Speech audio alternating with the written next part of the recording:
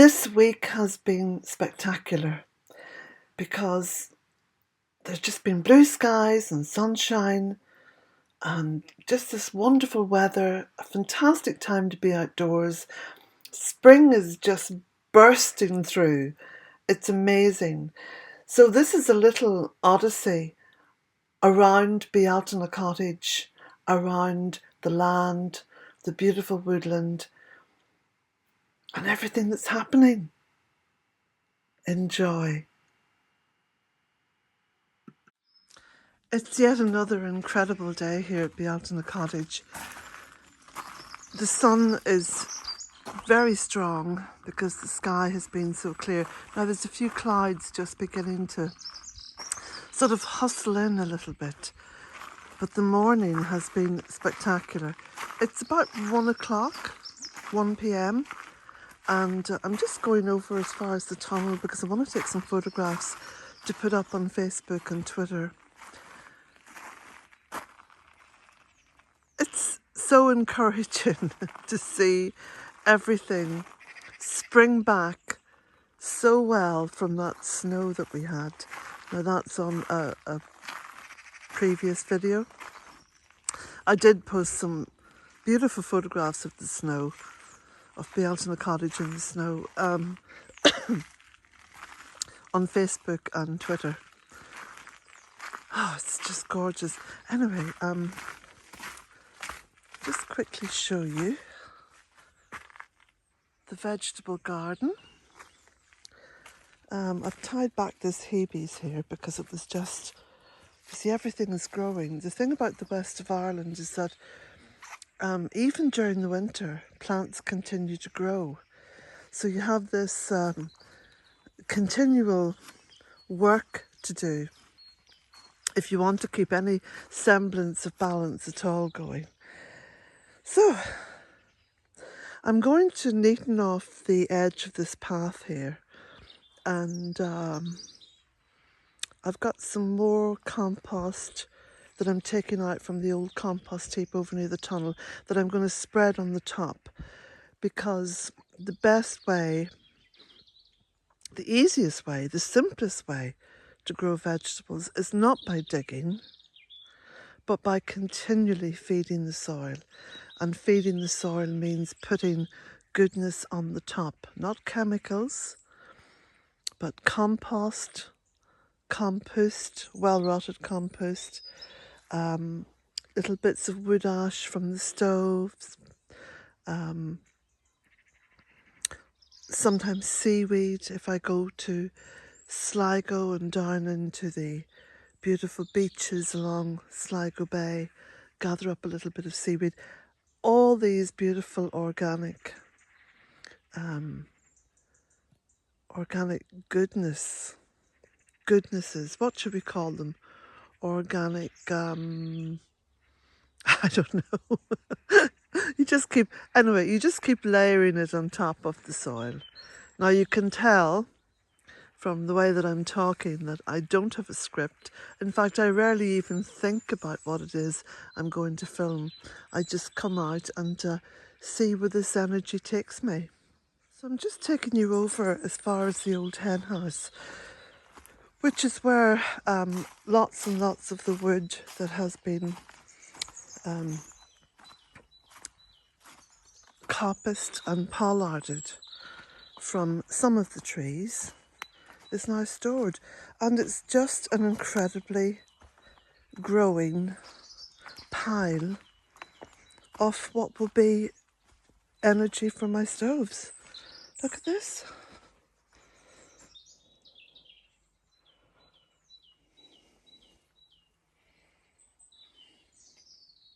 This is the back of the little shed down there, the one that's just across the courtyard from the back door. And you can see here at the back of the shed, this is willow. Now I'm going to be cutting all this willow down to where you see it was cut before, coppiced before, and then I'm going to log it all up into little logs, because this is the kind of stuff that gives so much heat in the wood stoves during the winter months. And of course it just grows so fast because the slightest wet area, and this little spot where it's growing, by the way, is down the ways from what was a compost heap, you see. So there's a huge amount of goodness now in the soil. So that's going to be coppiced and logged up. And even the little bits, that'll be kindling. The ditches that were first carved out from the land back in 2004. I write about this in my book, A Cottage in 3 Acres. They have retained absolute integrity along the banks. There's been no slippage or no erosion down into the actual ditch. It's amazing. And that's because both sides of the banks have been planted. You can see this little hedge going along here, and then the trees going along this side. So it actually reinforces the banks and stops any erosion. The amount of wood that's now stored and still in piles like this is beyond my wildest expectations in terms of being able to supply enough fuel for the cottage, to heat the water, to boil the kettle, to feed the central heating, to bake the bread, and for the wood stoves both in the studio where I write and the sitting room.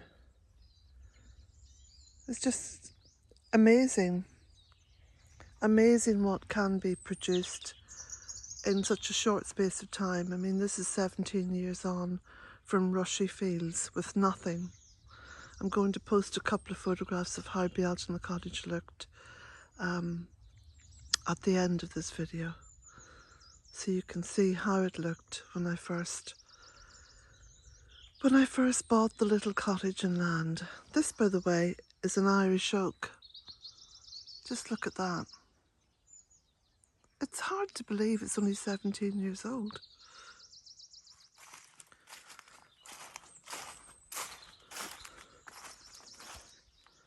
And beech trees. Now, a lot of people criticise the laurel, but you know something? The laurel bush is probably one of the most important defences we now have against climate change. Because what I've noticed here at Bealtaine Cottage is wherever I've planted laurel, which is an evergreen, and it's got very thick, sturdy green leaves, it has given a huge amount of protection to the trees around it. Because when the wind comes in and it kind of catches the top of the trees, that's okay. You know, usually the tree can survive that. But it's when the wind comes in and hits the tree and literally travels up it, that's when you get a lot of trees losing their footing in the earth. The laurel, I highly commend it. It's fast growing. It gives wonderful protection. It also gives wonderful protection to birds and bees. It also flowers and the bees love it. I'm talking about the wild bees here at Bealtaine Cottage. So I would be very cautious about criticising any plant until you actually observe it in action over a long period of time. So I'm speaking from experience. Amazing to think that the tunnel over there is now 17 years old, and the plastic on the tunnel is 17 years old, and the tunnel itself has had no renovation work on any level. It is the same tunnel that was built 17 years ago. People often ask me what kind of plastic is on the tunnel. Middling plastic. So I think it's 6mm, and it was the middle-priced plastic. I thought, I won't buy the cheapest. I can't afford the dearest, the most expensive, so I bought the middling.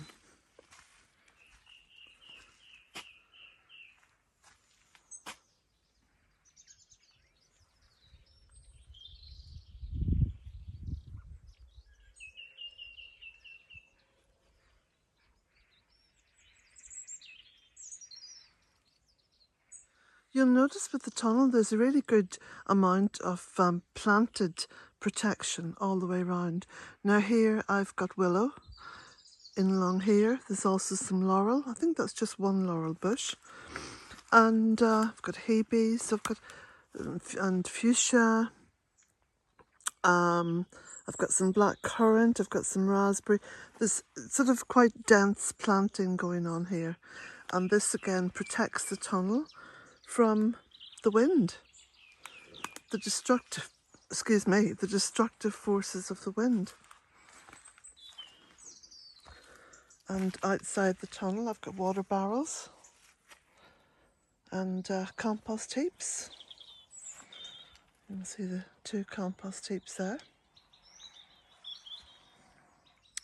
And over there you can see the compost bins.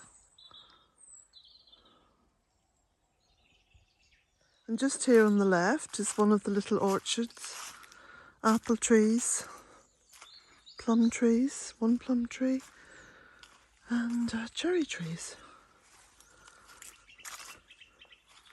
This is the Lunasa garden, which of course is very much for the birds and the bees and the butterflies. And of course for my own spirit.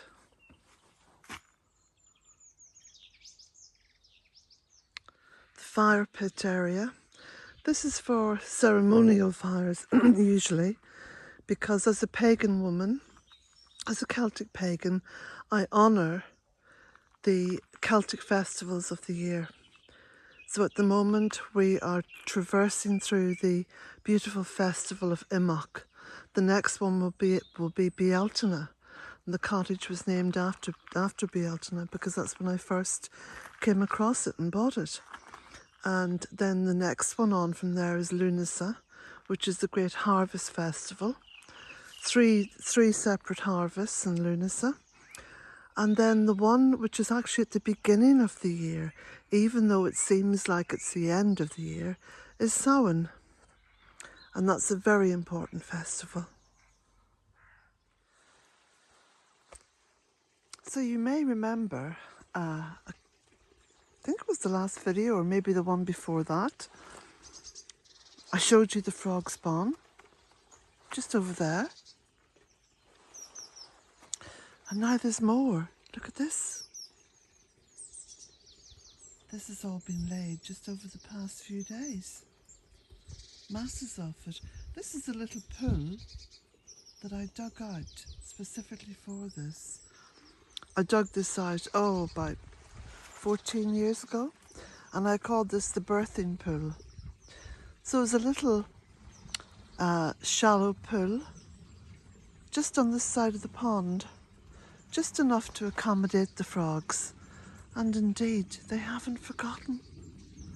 Because much as they've laid masses of frog spawn up there in the wetlands, many of them have come back here.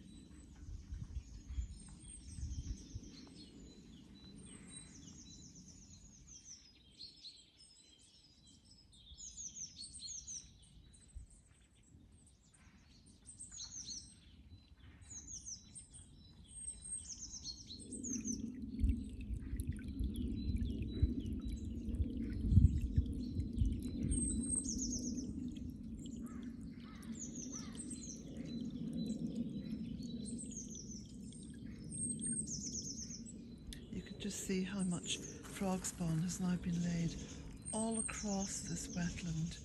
It's a massive, massive area.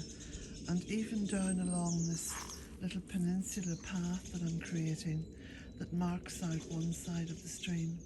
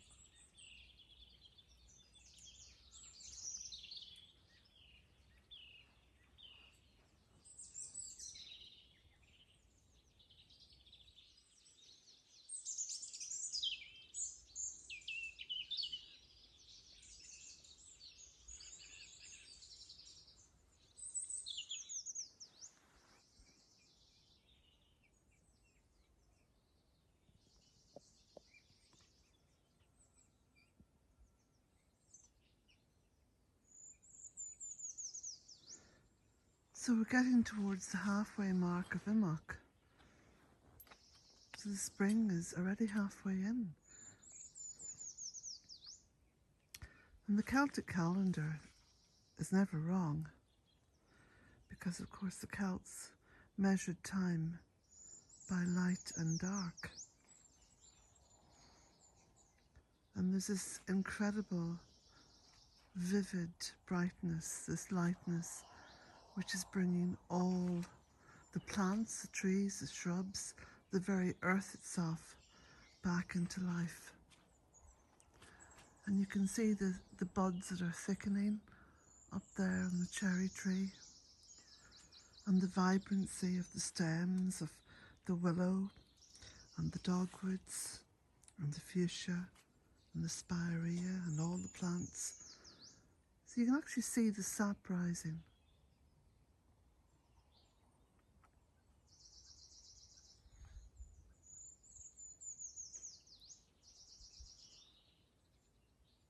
See even tulips coming into bud down there.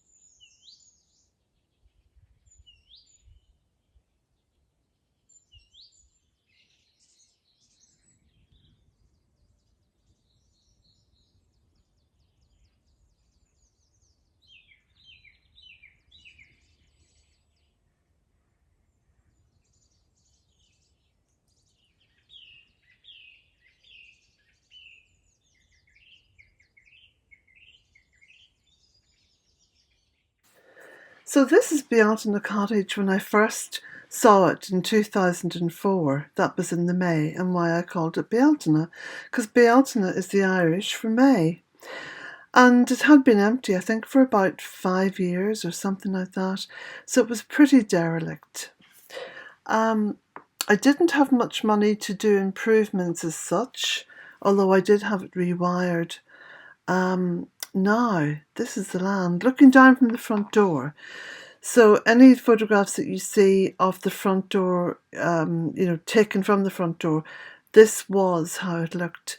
So the roadway, there wasn't much of a roadway, had to do a lot of gravel on the roadway. The land itself, I employed someone to come in with a digger and do a lot of basic fundamental drainage work, which is still in place today, as I showed you earlier on. This is the cottage looking up from the bottom of the lane in the month of May 2004. Yeah, it's now a cottage in the woods.